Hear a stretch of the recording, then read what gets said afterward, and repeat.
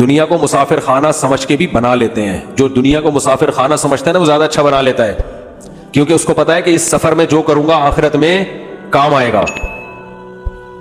وہ پھر دنیا کماتا ہے, دنیا برائے دنیا نہیں بلکہ آخرت کے لیے, وہ انسانیت کی خدمت زیادہ کر لیتا ہے. تو باقی اگر کوئی دیندار آپ کو نظر آ رہا ہے جو نہ دین کا نہ دنیا کا, تو وہ تو اپنے پوستی پن کی وجہ سے ہے, وہ دیندار ہے ہی نہیں. صرف گیٹ اپ سے تھوڑی دیندار بن جاتا ہے انسان. دین اور سستی ایک جگہ جمع نہیں ہو سکتی. جو پڑا ہوا ہے نا, کھا رہا ہے سو جاتا ہے, اٹھ کے کھاتا ہے سو جاتا ہے, تو وہ دیندار نہیں ہے, وہ دیندار نہیں ہو سکتا. دیندار آدمی, دیکھو پیغمبر دیندار تھے, کتنے ذہین ہوتے تھے, کیسی ان کی پالیسیاں, کیسی پلاننگ. یوسف علیہ السلام نے کیسی پلاننگ کر کے دی نا, قحط پڑنے والا ہے, پورے کنٹری کو تباہی سے بچایا یوسف علیہ السلام کی پلاننگ نے, کہ قحط پڑنے والا ہے, 7 سال کا ذخیرہ کرو اور پھر اتنا اتنا ڈیوائڈ کرنا ہے اس کو ملکوں میں, اس سے آپ کی معیشت مضبوط ہوگی.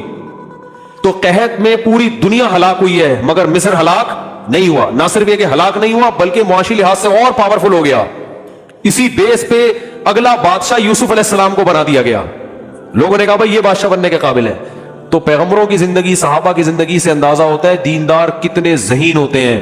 تو آج اگر کوئی ذہین نہیں ہے, تیز نہیں ہے, پوستی ہے, تو وہ دیندار ہے ہی نہیں. سمجھتے نہیں ہو میرا خیال ہے بات.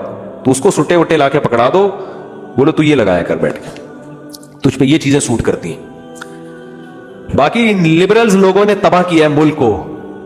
یونیورسٹیاں کس کے ہاتھ میں ہیں, مولویوں کے ہاتھ میں یا لبرل لوگوں کے ہاتھ میں؟ تو ان یونیورسٹیوں میں چرس پلائی جا رہی ہے کہ نہیں پلائی جا رہی؟ لڑکیاں چرسی بن رہی ہیں, لڑکیاں.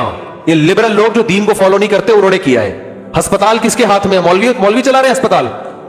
اب کورونا میں ڈیتھ ریشو بڑھ رہا ہے, آپ کو چاہیے تھا کہ آپ ہسپتال کی فیسیں آدھی کر دیتے.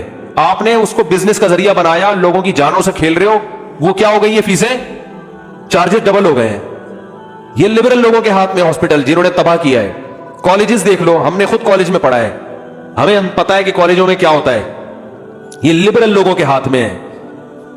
علماء کے ہاتھ میں مدرسے ہیں. آپ اپنے بچوں کو مدرسے پڑھاؤ ذرا, ایجوکیشن بھی ملے گی اور بہترین ان کے لیے رہائش کا انتظام بھی ہوگا, اور تعلیم کے ساتھ ساتھ تمیز بھی سیکھ کے نکلیں گے. سمجھ رہے ہو نا, تعلیم کے ساتھ ساتھ تمیز بھی, بڑوں کا ادب, بات کرنا, کیسے استاذوں سے بات کی جاتی ہے, کیسے ابا اماں سے بات کی جاتی ہے, یہ ساری چیزیں سیکھ کے نکلیں گے وہ.